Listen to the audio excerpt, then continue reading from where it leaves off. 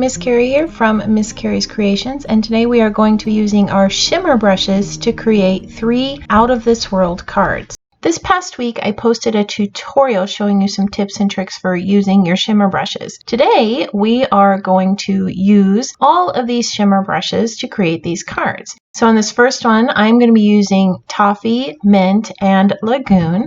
On the second one, I'm going to be using our clear shimmer brush with some watercolor pencils. I also used the charcoal water brush to create a splattered background, and I'm going to show you how I did that. And for this final card, we are going to use the Julep shimmer brush, and we're also going to be using a little bit of copper embossing powder. While you gather your materials and shimmer brushes, I do want to remind you to take a few seconds to subscribe to my channel so you don't miss any upcoming tutorials. Before we start making the cards, I want to show you where I got those globe die cuts. These come from the Aurora Cardmaking Workshop Kit. I'll put a link to this kit in the description down below, as well as a video tutorial showing you how to use these stamps to make the cards in the kit. I decided to take these dies, which I already had, and create a few more cards using my shimmer brushes. Now you are going to want a piercing tool when you have this die kit. There's a lot of little intricate pieces, and this will help you get those out after you've run it through your die cut machine. So now that you know where I got those die cuts, let's go ahead and get started making the cards. We're going to start out creating those splattered backgrounds using our shimmer brushes. Here I have all 3 background pieces cut out of white daisy cardstock, and I've placed them on my all-purpose mat for easy cleanup. The shimmer brush colors I'm going to be using today are charcoal, julep, and toffee, and we're going to use each one of these to create a different type of splattered background. I'm going to start with the charcoal, and I'm going to create a very small, fine splatter pattern. First, I'm going to go over here onto my all-purpose mat, and I'm going to prime my brush and take off quite a bit of the excess ink. And then I'm going to softly tap in a diagonal direction onto this cardstock.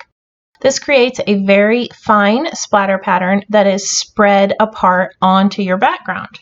On this next card, I wanted a fine splatter pattern that was more condensed. So I've grabbed my Julep shimmer brush. Again, I'm making sure that some of the excess ink is taken off the brush, and then I'm forcefully tapping onto the brush. This is causing quite a bit of ink to be splattered onto the card in a finer pattern.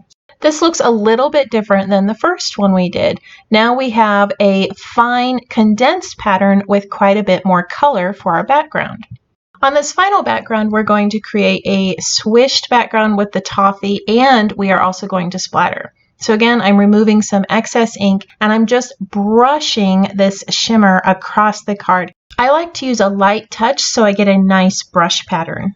I want to create a really large splatter pattern, so I'm going to put quite a bit of ink on my shimmer brush here. And by adding that excess ink to my brush, I create rather large droplets across this background. This gives me a completely different look than I created with the other 2 card backgrounds. Now we're going to do a quick cleanup of our all-purpose mat, one of my favorite reasons for having this. And we're going to take a look at the 3 different splatter patterns we created using those shimmer brushes. There's just a subtle difference between each one, but these are great techniques that you can use with your shimmer brushes on your upcoming projects. Let's take a look at a few more ways you can use your shimmer brushes as we shade each one of the globe die cuts. I'm going to be using my Lagoon and Mint shimmer brushes to create a blended alcohol ink-like look on this first globe. So here I'm going to speed up the video a little bit as I shade this entire globe using the Mint shimmer brush. Once I've completed shading it all in mint, I'm going to take my Lagoon brush and I'm going to squeeze out quite a bit of shimmer brush ink, and I'm just going to allow that ink to soak into that cardstock.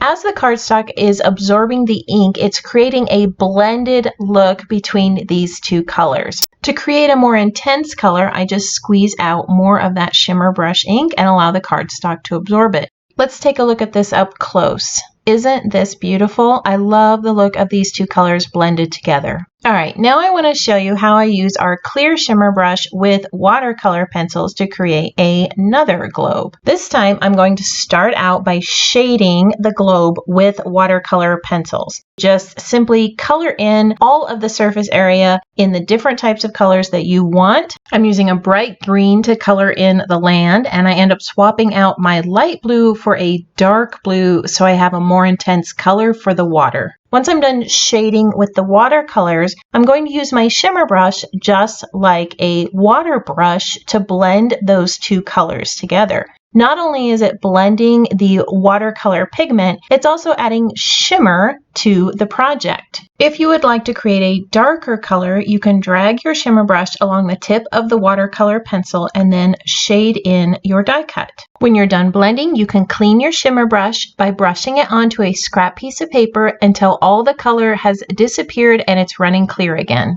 This globe has a soft blended watercolor look, quite different from the one that we created using the two shimmer brush colors. Before we move on to the third one, I do want to tell you that I almost left this one out of the video, but my husband told me he loved it so much that I decided to show you how I created it using the copper embossing powder.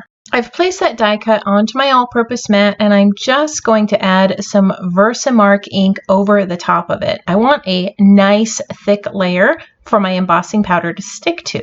Now I'm going to sprinkle that die cut with the tinsel copper embossing powder, and I'm just going to carefully shake off the excess and hold the globe in a spot with the tweezers that it's not going to interrupt the embossing. I'm going to go ahead and heat it with a heat tool, and you can see there's quite a bit of texture there. Now I wanted a smoother texture, so I'm doing a second layer of Versamark ink and a second layer of embossing powder. Let me show you why I decided to do this second layer. If we compare the two side by side, you can see the first one is quite a bit textured and the second one is a lot smoother. So you can decide which look you prefer for your globe when you're creating it. Now that we have our globes and our backgrounds complete, let's start assembling the cards. Here I have some bluebird and sweet leaf cardstock along with that charcoal splattered background and that watercolor globe we created. I also have a white circle to go behind that globe that I cut using the Aurora thin cuts. Now we're going to go ahead and trace where that globe is going to go so that I know where to stamp my clouds using that mink ink. This cloud stamp comes from that Aurora Cardmaking Kit. I'm just stamping 3 clouds randomly onto this background. Now I realized after stamping them they didn't stand out as well as I liked, so I've grabbed a gray watercolor pencil and I'm just creating little round squiggles as I am coloring in these clouds, and then I'm going to go ahead and grab my clear shimmer brush and blend that watercolor pencil to just make them pop up off the background a little bit more. The Aurora Cardmaking Kit has 2 options for this You Color My World sentiment. I'm going to peel this off the backing sheet. I'm going to place it down here on the background on a stamping platform. I wanted to have a little bit darker color for the sentiment, so I am stamping this in Carolina blue twice using that stamping platform. Now I've grabbed some mink twine and I'm going to wrap this around the base of the card twice. I usually just stick it to the back using some transparent tape. Once that has been added to the card, I'm going to go ahead and put all of the pieces together. I'm going to adhere the bluebird and sweet leaf cardstock together, and then I'm going to top them with that white daisy background piece I created. I did add some thin foam tape between the 2 layers. Now I'm going to glue that globe onto the white daisy circle and then adhere it to the card using a piece of 3D foam tape. I wanted that sentiment to stand out a little bit more, so I'm going to add a decorative knot using some leftover mink twine. I'm just tying these 2 pieces together, trimming the ends, and then I'm going to grab my piercing tool and spread out these little individual pieces of twine. Now that that's complete, I can place it down onto the card base and find a few decorative elements to add to the globe. I'm playing with some of the Aurora acrylic shapes here, and I decided that simple was best, so I went with this little tiny blue heart, placed it here right onto the continent, and I think it adds just that little bit of whimsical touch to the card. So what do you think of this watercolor globe card? Personally, I like the look of those soft blended watercolors. Let's go ahead and move on to the next card. Here I have some toffee and julep cardstock along with that brushed background and a white daisy circle I cut using the Aurora thin cuts. I'm using espresso ink to create a stitched border along the top and bottom of this background. This stamp comes from that Aurora Cardmaking Kit, and as you can see, I did not do a very good job lining up those two border stamps. But that's okay, I'm just going to go ahead and grab this tiny heart and stamp in between that little space where I made the mistake. Now I really love the way this looks, so I'm going to match it on the top of the card, and as you can see, my mistake turned into a happy accident. Now I'm going to adhere all of the layers together, and then I'm going to glue that backing onto the globe before I place it on top of the card. I have found that a small tipped glue pen works best when you're trying to adhere this die onto the backing. Before I place this down, I decided to grab a couple of loops of gold embellishing thread and place them behind the globe. I'm just wrapping this twine around my fingers, adjusting the loops, and then I will place a glue dot at the bottom of the loops to hold them all together. This is just going to tuck right behind the globe.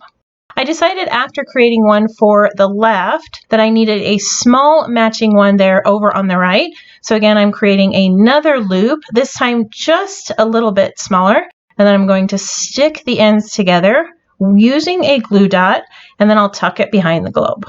Now I'm just going to trim up those ends, and then I'm going to add some gold glitter gems onto the card. All that's left is to adhere it to a card base, and this card is complete. So what do you think of the look of this card? This is a completely different look using those Aurora thin cuts and your shimmer brushes. Now let's move on to the card that I almost left out of this tutorial. Here I have that globe that we created with the copper embossing powder, the julep splattered background, a piece of toffee cardstock that I distressed on the edges, and a piece of espresso cardstock that I sprayed with a spray pen and water.